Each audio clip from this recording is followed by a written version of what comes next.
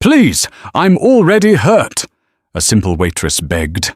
The vampire, King's next move, shocked everyone. "Please, I'm already hurt," the simple waitress begged, her voice a fragile tremor vibrating over the shattered crystal at her knees. Blood, stark and impossibly warm, dripped from her lacerated palm onto the polished onyx floor. Above her towered Goldthorn, the vampire king, a silhouette carved from the city's absolute zero. The opulent, velvet-draped hall held its collective breath. A dozen apex predators waited for the inevitable snap of her fragile neck. Instead, Goldthorn knelt. He didn't bare his fangs. He didn't offer a comforting hand.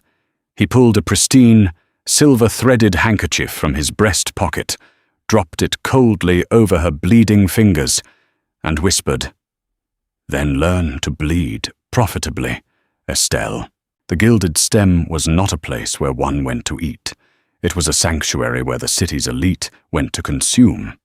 Nestled in the suffocatingly wealthy district of Oak Haven, the restaurant's exterior was entirely unmarked, a sheer facade of blackened brick and wrought-iron ivy. Inside, however, it was a cathedral of sensory excess. Heavy velvet curtains swallowed the ambient light, gas lamps flickered with a sickly, bruised luminescence, and the air was thick with the scent of roasted marrow, aged claret, and the quiet, pervasive metallic tang of old money. Estelle Stonewell navigated this labyrinth of shadows and sin with the practiced invisibility of a ghost.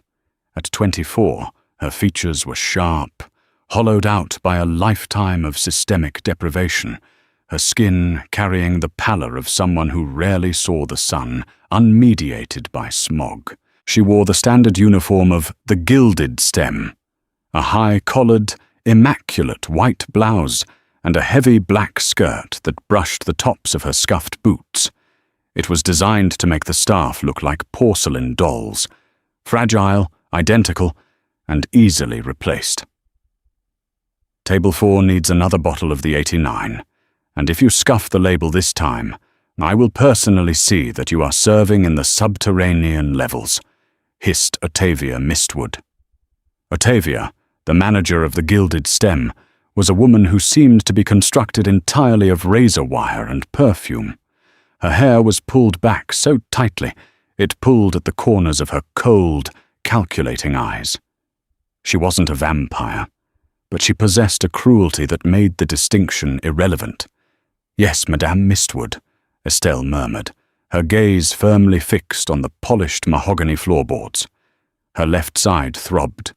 2 days ago, a patron had taken offense at the speed of her service and thrown a heavy silver goblet at her ribs. The bruise was currently blooming in vivid shades of violet and yellow beneath her corset, a constant, aching reminder of her place in the food chain.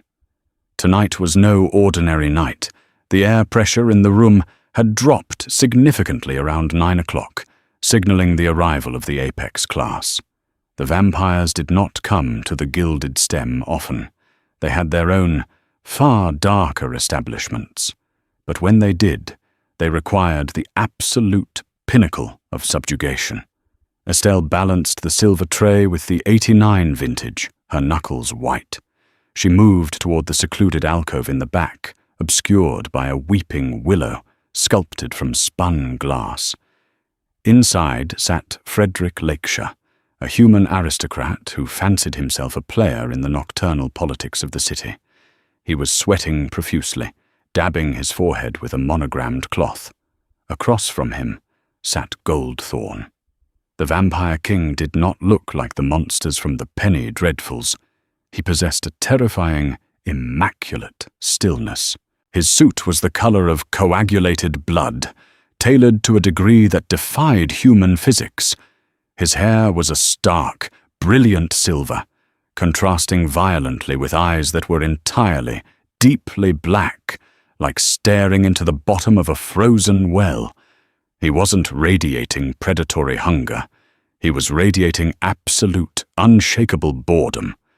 "I assure you, Your Grace," Frederick was stammering, his voice cracking, The shipping lanes in the eastern harbour will remain untaxed. The magistrate is in my pocket." Goldthorn did not blink. He merely turned his head a fraction of an inch as Estelle approached the table. Her hands were shaking. She tried to steady them, clamping down on her bruised ribs, but the pain flared. As she reached forward to present the bottle, Frederick, agitated and wildly gesticulating to make his point, threw his arm back. His heavy gold signet ring caught the edge of the silver tray. Time seemed to fracture into jagged, slow-motion shards. The tray tipped. The bottle of priceless 89 claret slipped. Estelle lunged to catch it, her hand shooting forward, but she was too slow. The bottle shattered against the edge of the marble table, exploding into a constellation of green glass and dark, blood-red wine. A jagged piece of glass sliced cleanly across the palm of Estelle's hand.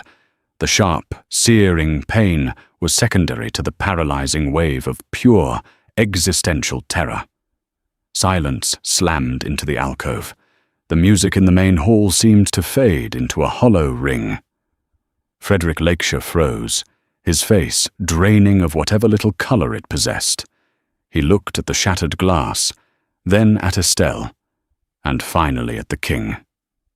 "You clumsy, wretched little rat," Frederick hissed, scrambling backward, attempting to distance himself from the impending slaughter. He raised his cane, aiming a vicious strike at Estelle's shoulder to force her to the ground. "Apologize to his grace." The cane cracked against her collarbone. Estelle gasped, falling to her knees among the ruined wine and glass, her blood mingling with the vintage on the floor. This was the moment of her death. She looked up, the oppressive weight of the room crushing her lungs. "Please, I'm already hurt," she begged, her voice barely a whisper, an involuntary plea ripped from the deepest, most animalistic part of her survival instinct. Goldthorn slowly stood. He was impossibly tall.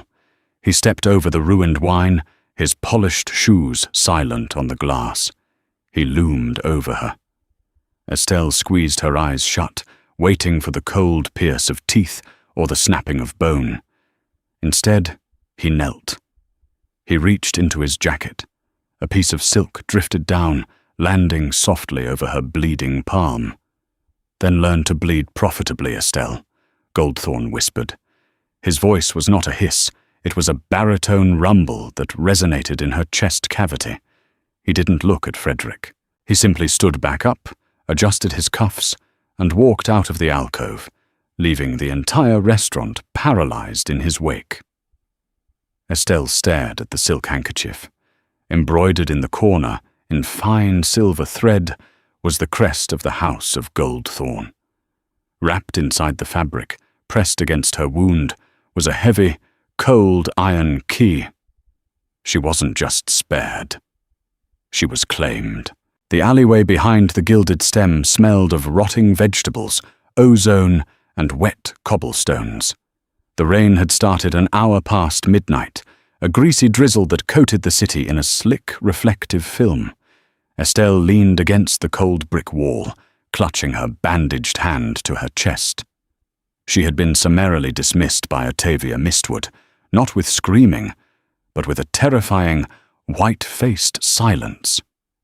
Octavia had stared at the Goldthorn handkerchief as if it were a live explosive, handed Estelle her coat, and locked the service door behind her. Estelle reached into her pocket, her uninjured fingers tracing the jagged teeth of the heavy iron key. Learn to bleed profitably. The king knew her name.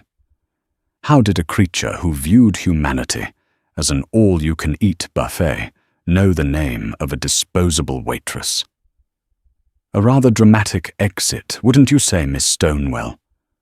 Estelle jumped, her heart hammering against her bruised ribs. Emerging from the gloom of the alley, leaning heavily on his silver-tipped cane, was Frederick Lakeshire. His previously terrified demeanor had vanished, replaced by a sneering, ugly confidence.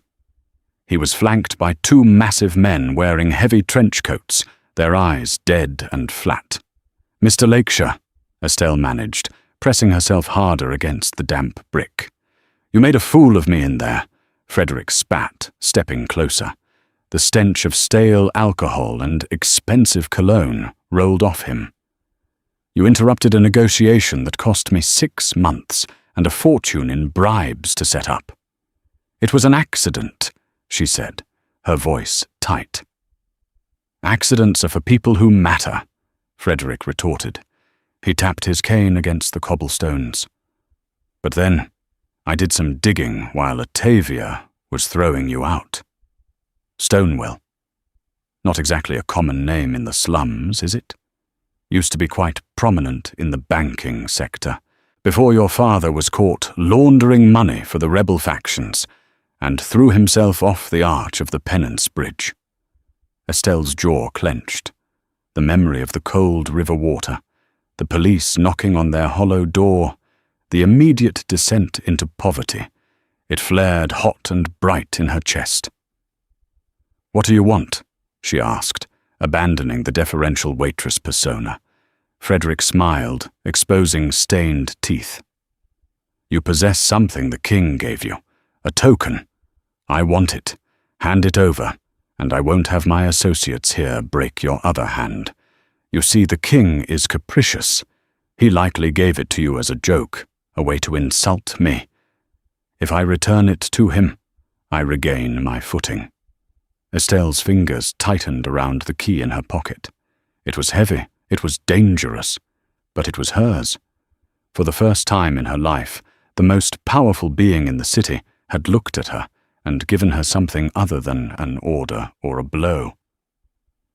"I don't have anything," she lied, her voice steady. Frederick sighed, a grossly exaggerated sound of disappointment. He nodded to his men. "Take her coat. Strip her if you have to." The 2 men lunged forward. Estelle kicked out, her boot connecting with the knee of the first man, but he barely flinched. A heavy hand grabbed her hair, yanking her head back. She opened her mouth to scream. A wet, tearing sound echoed through the alley. The man holding her hair suddenly let go. He didn't cry out.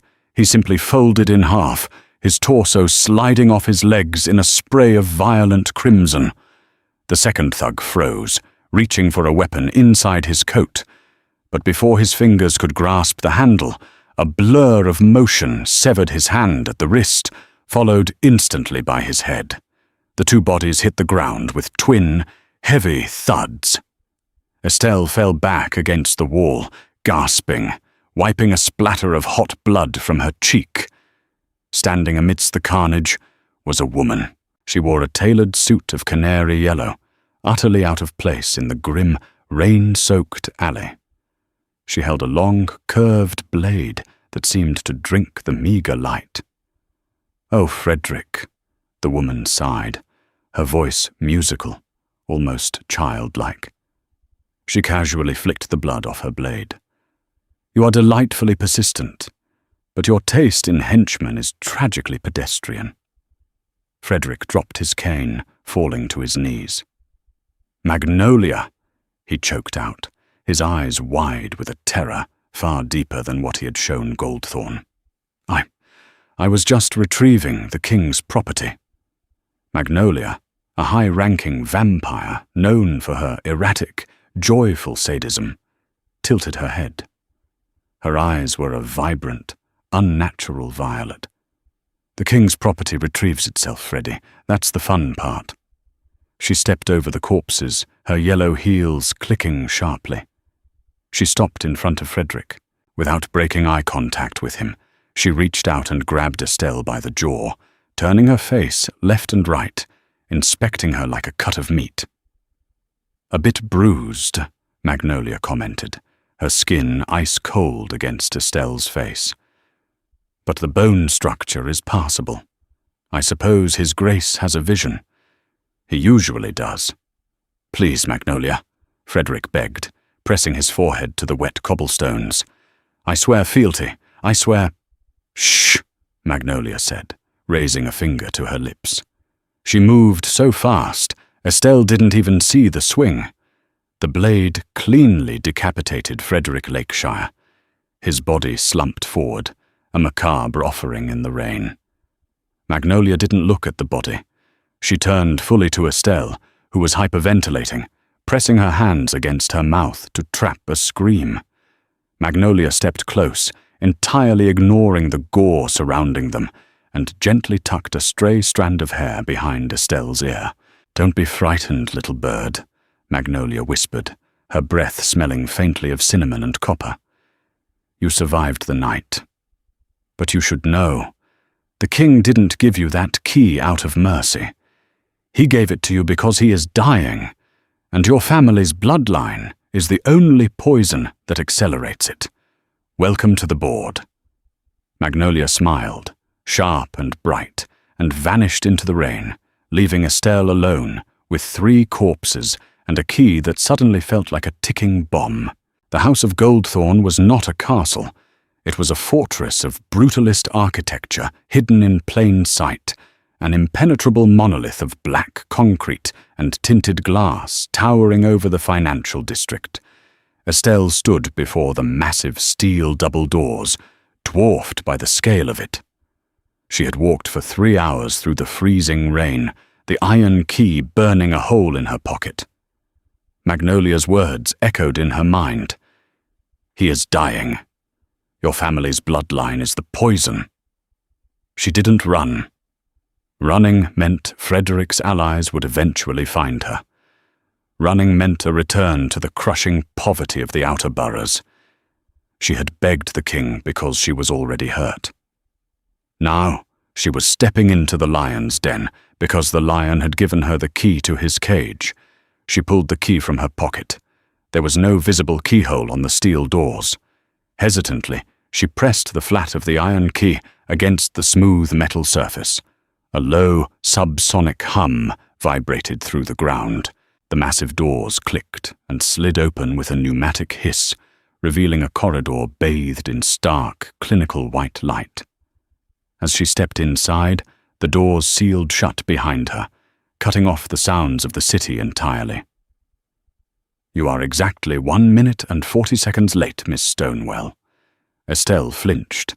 Standing at the end of the corridor was a woman who looked as though she had been carved from marble and shadow.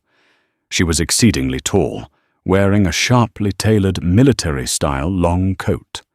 Her hair was tightly braided against her scalp, and her eyes were a flat, unreadable grey. She wore heavy leather gloves, her hands clasped behind her back. "I am Ambrosia," the woman stated, her voice devoid of inflection. She was the king's left hand, his executioner, and his chief tactician. "Follow me. You are expected in the solarium." Estelle followed, her wet boots squeaking humiliatingly against the pristine floor. The interior of the estate was nothing like the Gothic opulence she had expected. It felt like a high-tech mausoleum. Glass walls revealed vast libraries, dimly lit server rooms, and what looked like an armory housing both medieval weaponry and modern ballistics. "Why am I here?" Estelle asked, her voice sounding thin and weak in the massive hallway. "Because you were instructed to be," Ambrosia replied without looking back, "and because the king requires a cupbearer for tonight's audit." "A cupbearer? I'm a waitress." Ambrosia stopped, turning slowly. The physical proximity of the vampire was suffocating. The air around her felt 10 degrees colder. "You were a waitress. Tonight you are a proxy. When the king speaks to his council, they will look at you. When they lie, you will observe. You are human, disposable, and entirely out of your depth. That makes you the perfect distraction." They reached a set of frosted glass doors. Ambrosia pushed them open, leading Estelle into the solarium. It was a massive, circular room. The walls were floor-to-ceiling glass, offering a panoramic view of the storm-lashed city below. In the center of the room was a long table made of petrified wood. Seated around it were 8 figures, vampires of high standing, their auras radiating varying degrees of malice, boredom, and predatory tension. Magnolia was among them, lounging in her chair, filing her nails with a crystalline file. She offered Estelle a terrifying, knowing wink. At the head of the table sat Goldthorn. He looked exactly as he had at the gilded stem, immaculate, cold, and utterly detached. "Ah," Goldthorn said softly, the sound cutting through the murmur of the room like a razor. "My auditor has arrived." He gestured to a small, unadorned wooden stool positioned directly beside his high-backed leather chair. It was a position of extreme vulnerability, within striking distance of the king, yet entirely exposed to the council. Estelle walked forward, forcing her legs not to tremble. She sat on the stool. She felt like a mouse dropped into an enclosure of vipers. "We are discussing the discrepancies in the blood tithe from the northern wards," Goldthorn stated, addressing the table but not looking at any of them. He reached out, his long, pale fingers wrapping around an empty crystal goblet. He held it out toward Estelle. On the table in front of her sat a heavy, ornate decanter, filled with a thick, dark, crimson liquid. It wasn't wine. The smell of raw iron hit the back of Estelle's throat, making her nauseous. "Pour," Goldthorn commanded. Estelle stood, her bandaged hand protesting as she gripped the heavy decanter. She poured the blood into the king's goblet. Her proximity to him was intoxicating and terrifying. She could smell old paper, frost, and something electric beneath his skin. "The northern wards have been plagued by the human resistance," spoke a heavy-set vampire with scars across his throat. "The tithe is light because the herd is thinning. We need to implement culling measures." Goldthorn took a slow sip from the goblet. He closed his eyes. "A compelling argument, Lord Vane," Goldthorn murmured. He lowered the glass. "Except it is a lie. The resistance in the north is funded by your own shadow accounts, designed to artificially inflate the price of raw blood." Vane stood abruptly, his chair scraping violently against the floor. "You accuse me of treason, Your Grace." "I don't accuse," Goldthorn said gently. He looked at Estelle. "Miss Stonewell, look at Lord Vane. Does he appear truthful?" Estelle froze. 8 pairs of predatory eyes snapped to her. She was a human, a nothing, suddenly asked to pass judgment on a warlord. She looked at Vane. He was glaring at her, his fangs subtly descending, but she noticed the micro-expressions, the bead of sweat on his temple, the slight tremor in his hands gripping the table. He was terrified. "He looks afraid," Estelle said, her voice surprisingly steady. Goldthorn smiled, a microscopic curve of his lips. "Indeed." Before Vane could move, ambrosia materialized behind him, a flash of silver, a sickening crunch, and Vane slumped forward onto the petrified wood, his spine severed at the neck. The rest of the council did not flinch. They simply watched. Goldthorn raised his goblet again, drinking deeply. Estelle watched the king's throat work. She remembered Magnolia's words in the alleyway. "He is dying. Your family's bloodline is the poison." Suddenly, Goldthorn stopped. His eyes snapped open, wide and completely devoid of their usual composed darkness. They were entirely, fiercely bloodshot. He dropped the crystal goblet. It shattered on the floor, identical to the wine bottle at the restaurant. Goldthorn clutched his chest, a harsh, ragged gasp tearing from his throat. He pitched forward, violently coughing up a mouthful of black, viscous fluid that sizzled as it hit the petrified wood. The council erupted. Vampires stood, hissing, drawing weapons. It was absolute chaos. "The king is poisoned!" someone roared. Goldthorn collapsed onto the floor, convulsing, his silver hair staining with the black fluid. Estelle scrambled back against the wall, terror paralyzing her. She looked toward Ambrosia for help, expecting the king's protector to leap into action, to secure the room, to call for aid. Instead, Ambrosia calmly walked over to the heavy glass doors of the solarium. She stepped outside. As she did, she looked directly at Estelle, her grey eyes cold and final. Ambrosia keyed a code into the external panel. The heavy locks on the solarium doors slammed shut with a deafening, final clang. "He said you would know what to do next." Ambrosia's voice filtered through the intercom system, devoid of any emotion. The intercom clicked off.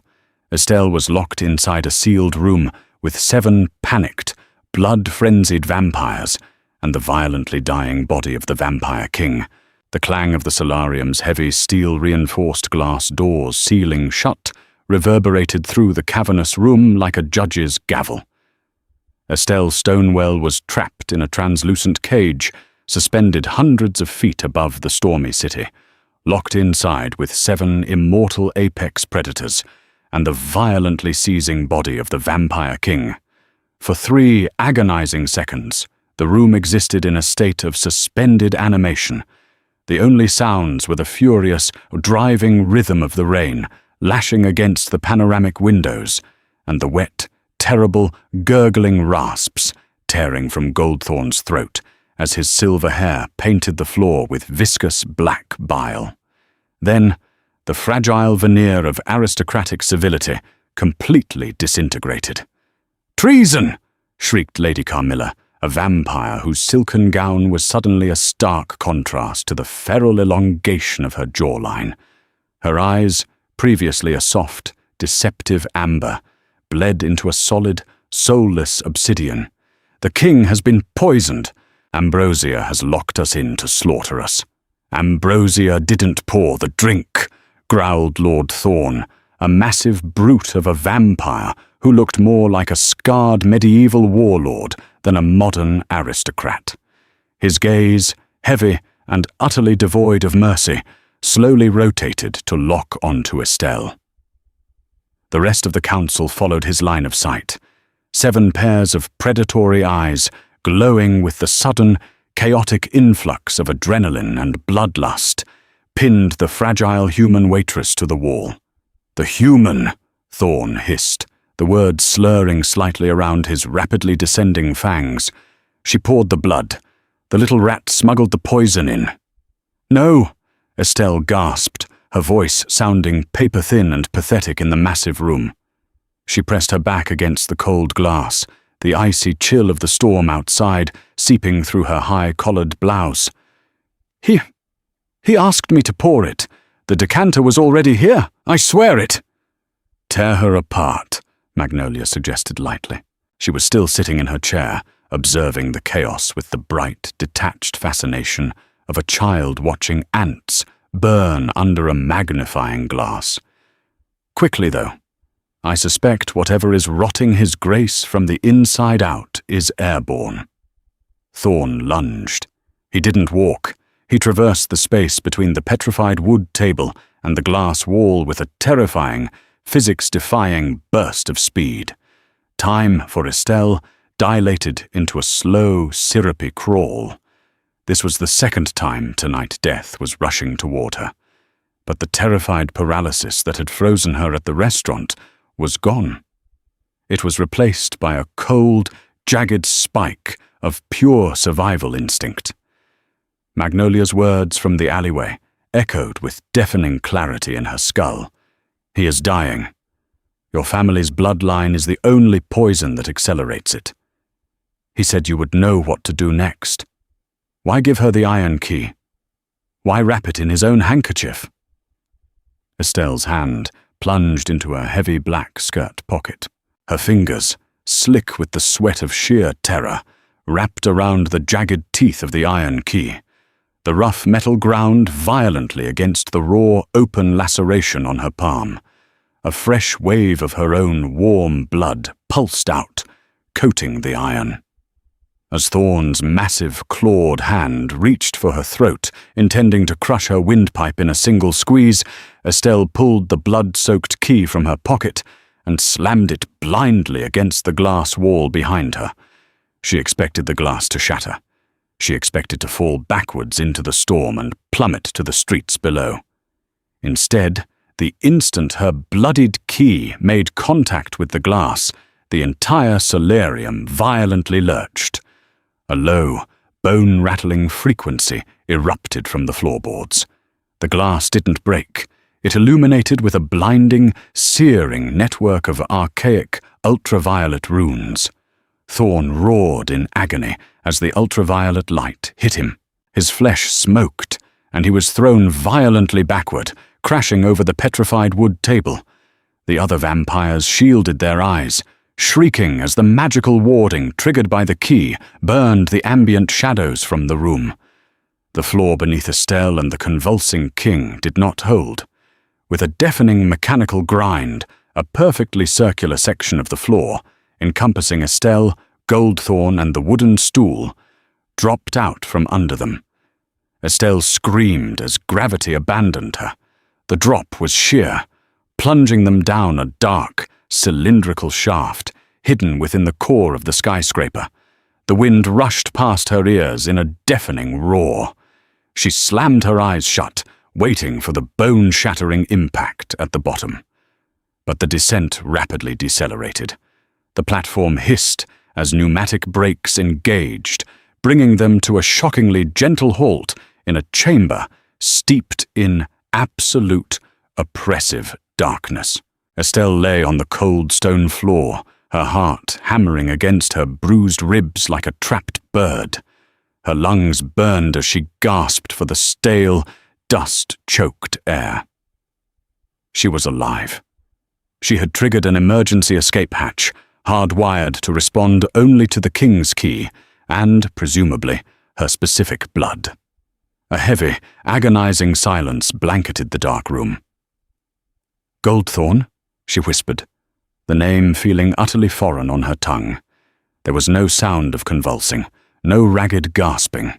Suddenly, a single match flared to life, illuminating the darkness with a brilliant, golden warmth. Sitting perfectly upright on the edge of the circular platform, adjusting the cuffs of his immaculate blood-red suit, was Goldthorn. The black, viscous fluid that had stained his face and hair was completely gone. His skin was flawless. His posture was the picture of relaxed, aristocratic grace. He looked entirely, perfectly unharmed. He held the lit match between his pale fingers, looking at her with an expression of mild, clinical curiosity. "An impressive reaction time, Miss Stonewell," Goldthorn murmured, his baritone voice echoing softly in the cavernous space. He blew out the match, plunging them back into darkness, but not before delivering a truth that chilled her faster than the ambient air. "I was beginning to worry you would let them kill you before you figured out the key." He had faked it. The seizure, the black blood, the locked room. It was a staged execution. And she had been the bait. "You used me." The accusation hung in the damp, heavy air of the catacombs. Gas lamps, ignited automatically by their presence, flickered to life along the walls, revealing a labyrinth of ancient, rough-hewn stone that existed miles beneath the polished, modern facade of the House of Goldthorn. The architecture here predated the city above. It was Romanesque, brutal, lined with silent statues of forgotten warlords. Goldthorn walked slightly ahead of her, his steps making absolutely no sound. "I utilized you, Estelle. There is a distinct semantic difference. The Council has been plotting a coup for a decade. Lord Vane was the architect, but I needed the others to reveal their allegiances in a moment of perceived weakness. You provided the perfect distraction, a human variable they could not calculate." "They were going to tear me apart," Estelle shouted, the anger finally overwhelming the terror. She grabbed her bruised ribs, her side aching fiercely with every breath. "I was a waitress. Yesterday my biggest problem was dropping a bowl of soup, and tonight I'm locked in a cage with murderers because you decided to play politics." Goldthorn stopped. He turned slowly, the flickering gaslight throwing deep, sharp shadows across his face. He looked at her not with anger, but with an intense, analytical focus that made her skin crawl. "Do not minimize yourself to play the victim, Estelle," he said softly. "A waitress would have frozen. A waitress would have died. You took the key, deciphered the intent, triggered the blood ward, and activated the descent protocol. You are a Stonewell. Do not insult both of us by pretending to be common. My father was a disgraced banker who drowned in the river. We are common. We are less than common. We are nothing." "Your father," Goldthorn corrected, stepping closer, "was a guardian. He was laundering money for the resistance because the Stonewell bloodline has spent 7 centuries funding the eradication of my kind. He didn't drown, Estelle. He was drowned by Frederick Lakeshire's superiors." Estelle's breath hitched. The damp air suddenly felt too thick to breathe. The official police report: suicide. The quiet whispers in the slums: cowardice. To hear that he was murdered, that he was part of something larger, it felt as though the foundation of her entire life had just violently shifted. "Magnolia said my blood is a poison to you," Estelle said, her voice trembling, though she fought to keep her chin raised. "Why bring your poison into your inner sanctum?" Goldthorn's black eyes seemed to absorb the light. "Because, little bird, Magnolia is only half right. The curse placed upon the first vampire king by the first Stonewell matriarch is absolute. If I consume your blood, my heart will calcify into ash within seconds." But he raised a hand, gesturing to the sprawling catacombs around them. "The same blood that curses the king is the only key that commands the ancient wards of this fortress. You are my greatest vulnerability, and simultaneously the only administrative override to this castle's defenses." He turned and continued walking deeper into the labyrinth. Estelle had no choice but to follow. The shadows seemed to elongate and twist around them, playing tricks on her peripheral vision. "Where are we going?" she asked. "To the archives. I need to trigger a lockdown that seals the upper levels permanently, trapping the treacherous council members until the sun rises to sterilize the solarium. We just need to reach the central—" A sound interrupted him. It wasn't loud. It was the soft, rhythmic click-clack of a high heel on stone. Goldthorn stopped instantly. His posture changed. The relaxed aristocrat vanished, replaced by a coil of pure, lethal tension. He pushed Estelle behind him, his arm barring her from stepping forward. "How beautifully domestic," a musical voice chimed from the darkness ahead.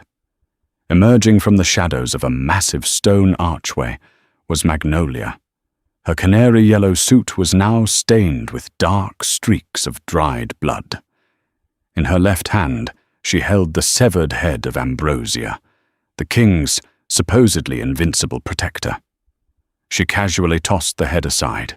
It rolled with a sickening thud, stopping at Goldthorn's feet. Estelle clamped a hand over her mouth to muffle a scream. Ambrosia, the woman carved from marble and shadow, was dead.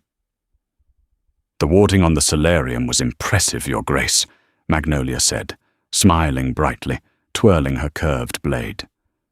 "But you forget, Ambrosia and I used to share a bed in the 16th century. She was always quite generous with her security codes. It was tragic to have to kill her, but she simply wouldn't tell me where the emergency shaft deposited you." Goldthorn did not look at Ambrosia's head. His eyes were locked on Magnolia. "Treason does not suit you, Magnolia. You lack the attention span for administration." "Oh, I don't want the throne," Magnolia laughed, a genuine, joyful sound. "Ruling is so terribly boring. Taxes, tithes, listening to Lord Thorne complain about the price of imported silk. No, I want something far more interesting." Her vibrant violet eyes snapped to Estelle. "I want the Stonewell girl." "She is mine," Goldthorn said, his voice dropping an octave, vibrating with an ancient, terrifying authority. "She is a battery," Magnolia corrected, stepping forward. "Her blood poisons you, yes. But do you know what happens when a vampire who isn't the king consumes the blood of the sovereign's bane?" Magnolia's smile widened, showing all her teeth. "The curse inverts. It doesn't kill us. It burns the darkness out of our veins. It makes us daywalkers. I want to feel the sun on my skin, Goldthorn, and I am going to drain every drop of her to do it." Magnolia vanished. She moved faster than human sight. 1 second she was 20 feet away. The next, the sharp curve of her blade was arcing toward Goldthorn's neck. The king moved with equal, horrifying speed. He didn't have a weapon. He caught the flat of Magnolia's blade between his bare palms, the impact sending a shockwave of displaced air that knocked Estelle backward onto the stone floor. The fight was a blur of devastating violence. It wasn't a duel of honor, it was an apex predator deathmatch. The stone walls cracked and shattered as they slammed into each other. Sparks showered the damp floor as Magnolia's blade met Goldthorn's hardened, defensive strikes. Estelle scrambled backward, desperately trying to stay out of the crossfire. She was entirely helpless. Goldthorn was immensely powerful, but Magnolia fought with an erratic, unpredictable frenzy. She spun, kicked, and slashed with a joyous, psychotic rhythm. With a vicious feint, Magnolia slipped past Goldthorn's guard. Instead of striking him, she pivoted and launched herself directly at Estelle. Estelle raised her arms, bracing for the killing blow. Goldthorn roared, throwing himself in front of the blade. The curved steel sank deeply into his ribcage, tearing through his blood-red suit. He grunted, a sound of genuine pain, and struck Magnolia with a backhand that sent her flying 30 feet through the air. She crashed violently into a stone pillar, bringing half the ceiling down upon her. Goldthorn staggered, clutching his bleeding side. He turned to Estelle, reaching his hand out. "We must go. Now." Before Estelle could take his hand, the rubble shifted. Magnolia exploded from the debris, her yellow suit ruined, her face a mask of furious, feral desperation. She didn't have her sword. She launched herself not at Goldthorn, but at Estelle. Magnolia's hand, tipped with razor-sharp talons, swiped viciously across Estelle's arm. The fabric of her white blouse tore. 4 deep, parallel lines opened on Estelle's forearm. Blood welled instantly, spilling down to her wrist. Goldthorn intercepted Magnolia immediately, lifting her by the throat and slamming her into the ground with enough force to crack the foundation. But Magnolia wasn't fighting back anymore.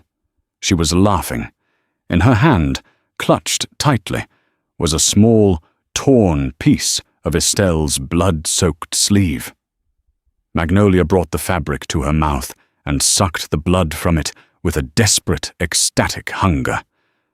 "The sun," Magnolia whispered, her eyes rolling back into her head as her skin began to glow with a strange, luminescent warmth. "I can feel the dawn." With a sudden, explosive burst of newfound energy, Magnolia twisted out of Goldthorn's grip and sprinted into the dark, labyrinthine tunnels of the catacombs, her laughter echoing wildly into the distance. She had escaped, and she had the blood. The safe house was a jarring contradiction to everything Estelle had experienced in the vampire world. After navigating the catacombs for an hour, fleeing Magnolia's manic laughter, Goldthorn had led her through a heavy iron door and into an abandoned, subterranean greenhouse. It was massive, its vaulted glass ceiling buried beneath the city streets, lit by panels of artificial sunlight. The air was thick, humid, and smelled intensely of wet earth, crushed orchids, and ozone. Massive ancient ferns unfurled toward the faux sun, and vines covered in glowing, bioluminescent blue flowers climbed the rusted iron pillars. It was a pocket of vibrant, chaotic life hidden within a fortress of death. Sit, Goldthorn commanded, his voice tight. He slumped heavily against a stone bench carved into the base of a massive oak tree growing in the center of the greenhouse. His suit, once immaculate, was ruined. The slash on his side from Magnolia's blade was deep, but that wasn't what was causing the greyish pallor of his skin or the tremors in his hands.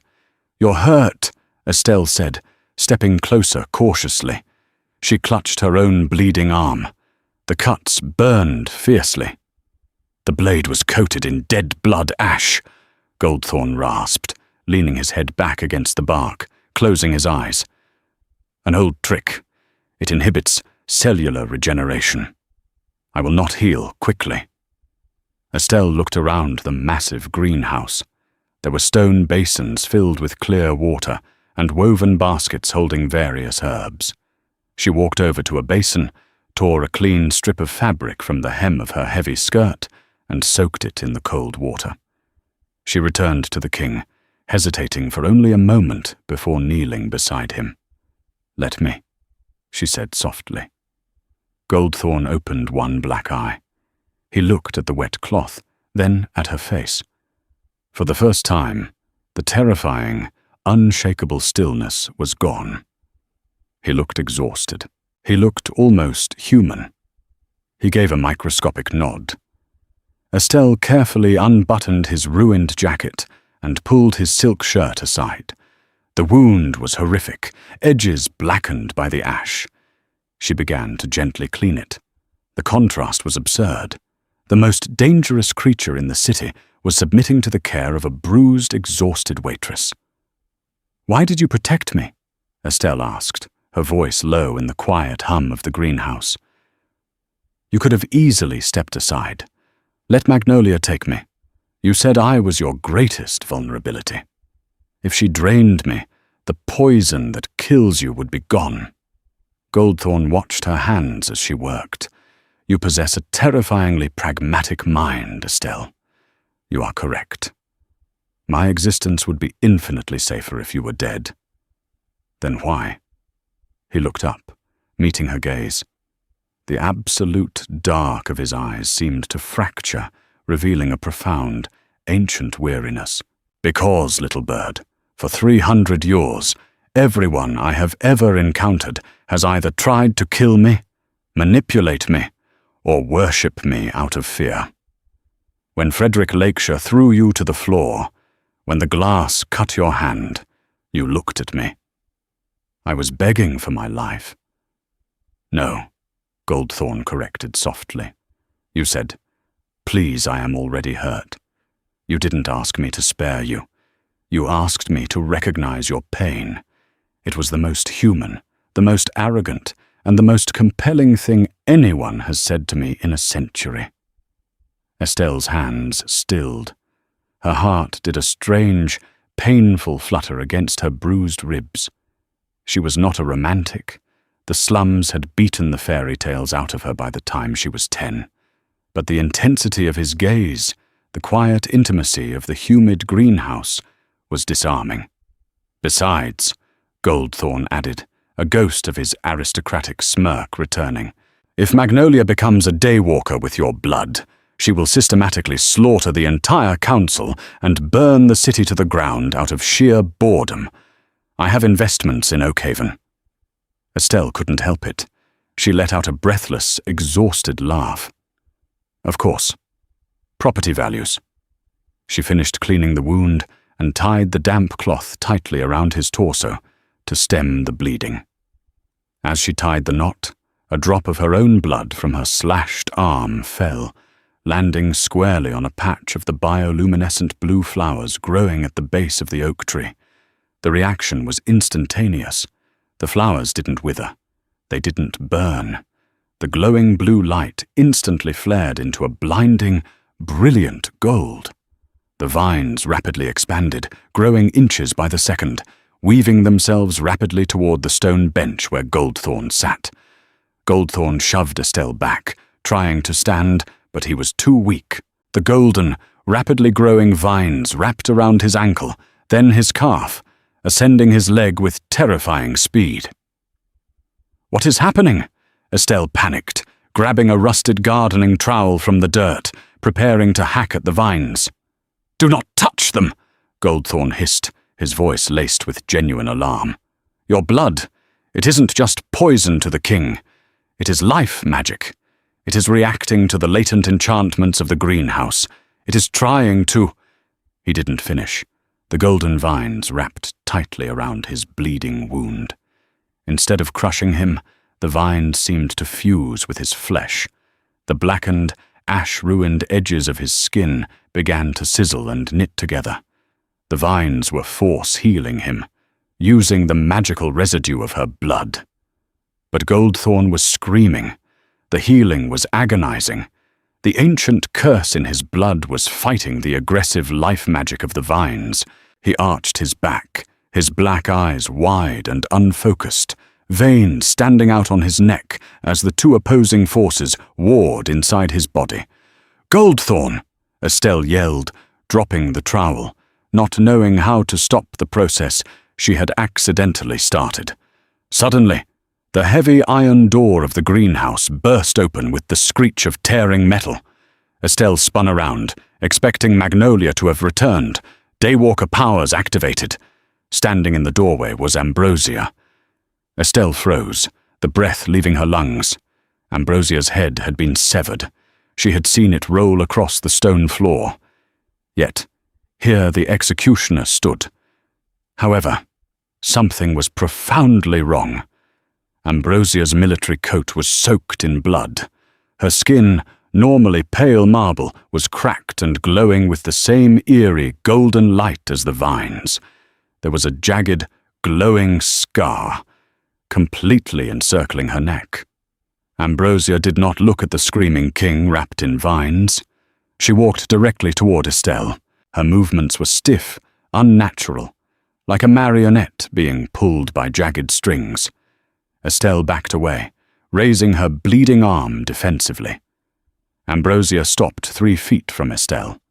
The towering, terrifying executioner stared at the waitress with flat, grey eyes. Slowly, painfully, Ambrosia fell to her knees in the damp dirt. She bowed her head, the golden light radiating from the severed scar on her neck. When Ambrosia spoke, her voice was not her own. It was an amalgamation of dozens of ancient, echoing voices speaking through her resurrected throat. "The sovereign is dying," the voices resonated, vibrating in the humid air. "The curse demands a host. The blood has commanded the earth. The transfer is initiated." Ambrosia looked up, her grey eyes locking onto Estelle's terrified face.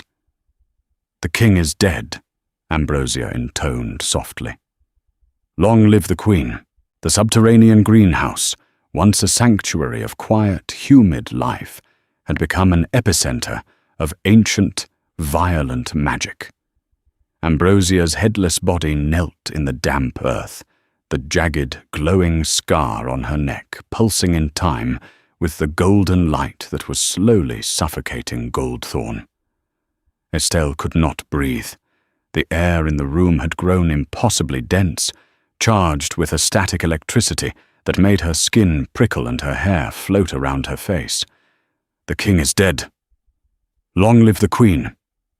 The words, spoken by the chorus of dead voices echoing from Ambrosia's ruined throat, hung in the air like an executioner's blade.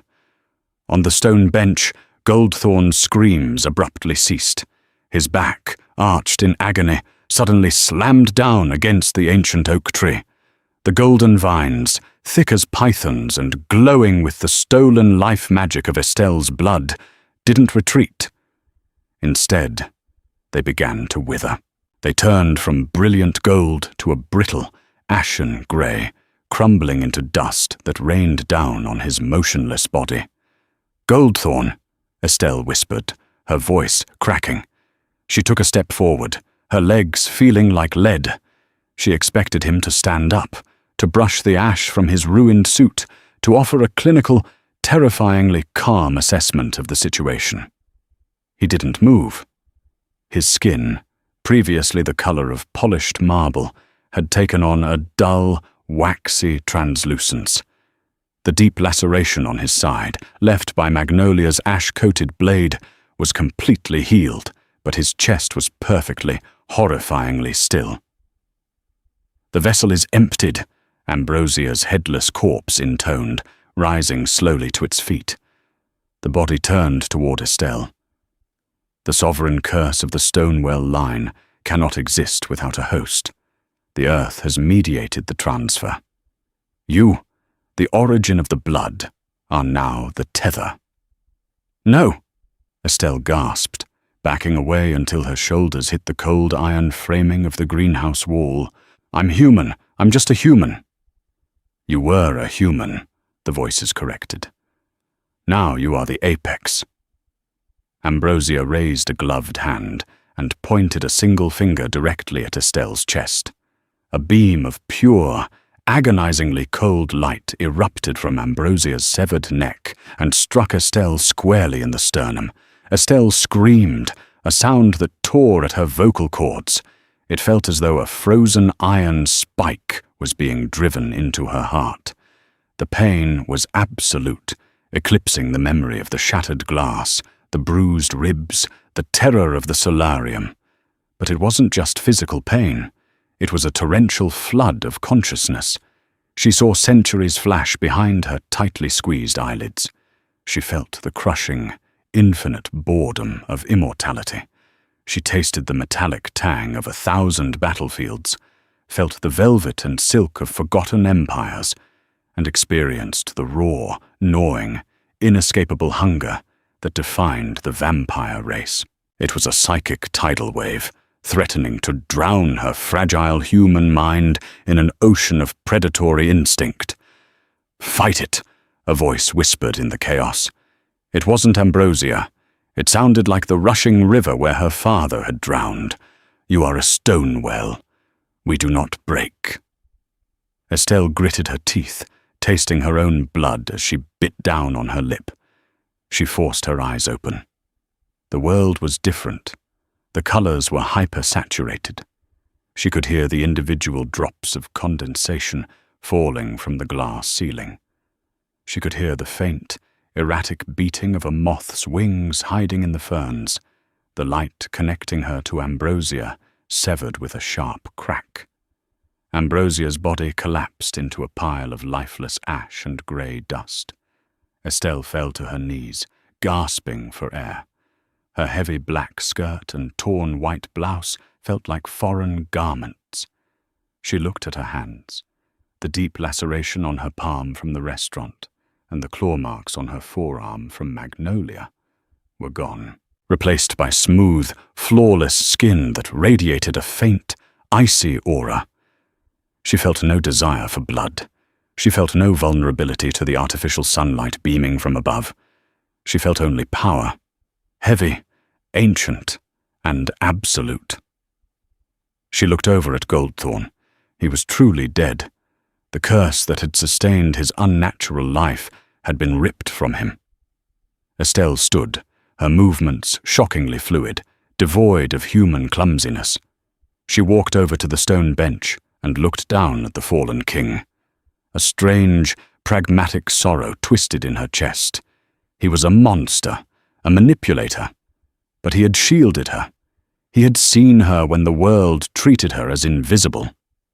She reached out, intending to close his staring, lifeless black eyes. As her fingertip brushed his cold cheek, a shock of static discharged between them. Goldthorn's chest violently heaved. He drew in a massive, ragged breath of air, coughing violently, his hands flying to his throat. Estelle jumped back. He rolled off the bench, crashing into the dirt, clutching the ground as he vomited a clear, watery fluid. He was shivering violently, his silver hair plastered to his forehead with sweat. He looked up at her. His eyes were no longer the infinite, bottomless black of a frozen well. They were a pale, striking silver. "You," Goldthorn rasped, his voice lacking its former baritone resonance. It sounded raw, weak. "You took the crown." "I didn't take it," Estelle said, her own voice startling her with its newfound, icy authority. It was forced upon me. You died. Goldthorn let out a harsh, bitter laugh that ended in a coughing fit. I am dead. The vampire Goldthorn is ash. The curse is gone from my veins. He looked at his shaking hands. I can feel the cold. I can feel my heart beating. It's disgusting. He was mortal. The transfer hadn't just taken his power. It had stripped him of his vampirism entirely. Why are you alive? Estelle demanded, stepping closer, the sovereign magic swirling restlessly just beneath her skin. Goldthorn looked at her, his silver eyes locking onto hers with a mixture of awe and absolute fury. Because you touched me. The curse commands the race. As queen, your touch acts as a tether. You anchored my fading soul to my mortal body. Congratulations, Estelle. You haven't just stolen my throne. You have made me your familiar. The ultimate predator had become a dependent. The king was now bound to the waitress.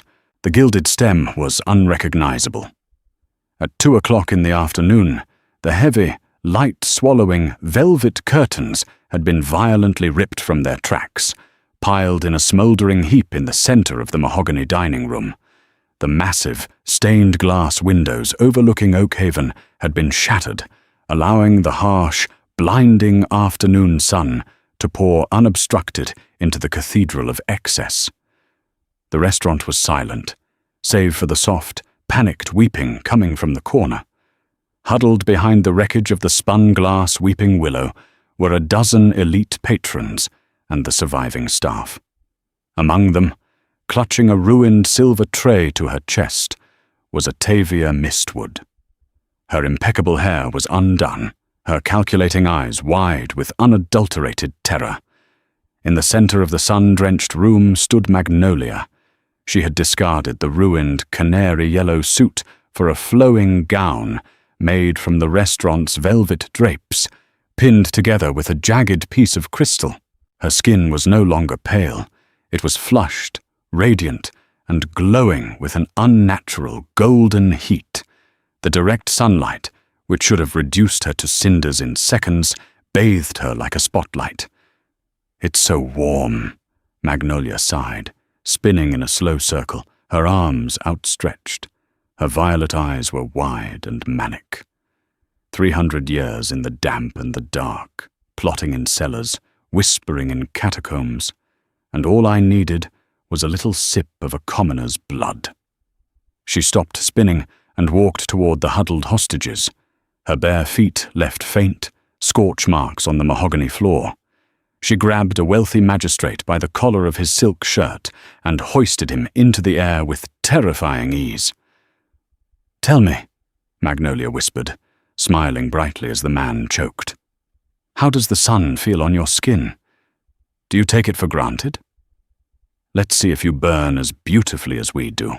Before she could sink her talons into his neck, the heavy, blackened brick front doors of the gilded stem blew off their hinges. The oak and iron doors shattered inward, sending splinters the size of javelins flying across the room. The blinding sunlight from the street streamed into the entryway, silhouetting two figures. Magnolia dropped the magistrate.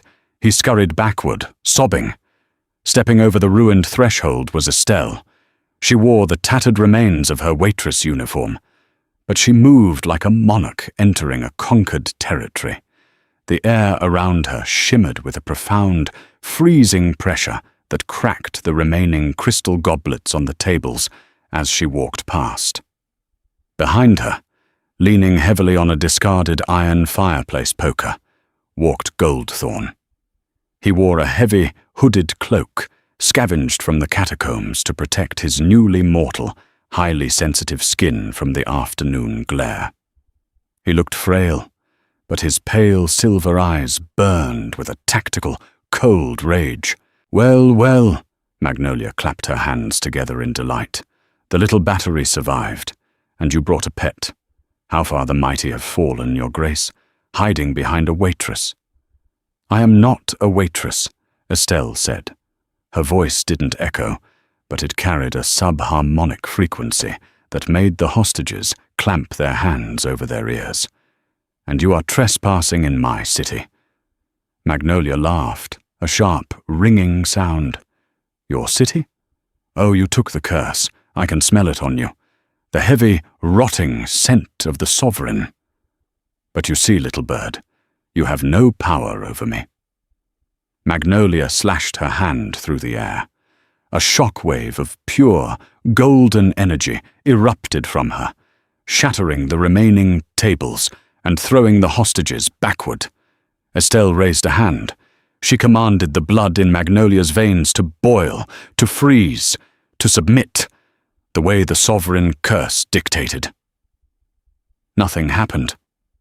Magnolia grinned, her fangs descending. "The blood I took from you was human. It inverted the curse. I am a daywalker. I am immune to your royal decrees. You are just a human holding a very heavy crown, and I am going to rip it right off your head." Magnolia lunged, a blur of golden light and velvet. Estelle moved, but not with human speed. The sovereign power within her reacted reflexively, shifting her out of Magnolia's path. Magnolia's claws tore through the air where Estelle's throat had been a millisecond before. The fight was catastrophic. Estelle had the raw, defensive power of the sovereign, but she lacked the centuries of combat experience. Magnolia was a psychotic blur, fueled by the manic energy of the sun and the stolen Stonewell blood. She tore through the restaurant, throwing heavy oak tables, slashing at Estelle with terrifying precision. Estelle blocked, throwing up shields of freezing, kinetic energy, but she was being pushed back, forced toward the shattered windows. Goldthorn, unable to engage in the superhuman melee, moved through the shadows of the restaurant with mortal stealth. He was analyzing Magnolia's movements, looking for a variable. "Her regeneration is tied to the sunlight," Goldthorn shouted over the din of shattering wood. "The Stonewell blood acts as a prism. You must blind her."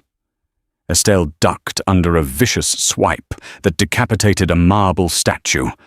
How could she blind her in a room completely exposed to the afternoon sun? From behind the shattered bar, a figure suddenly stood up. It was Octavia Mistwood. The manager's face was bruised, her perfect facade destroyed, but her eyes held a desperate, spiteful clarity. "Stonewell!" Octavia screamed. Estelle glanced over.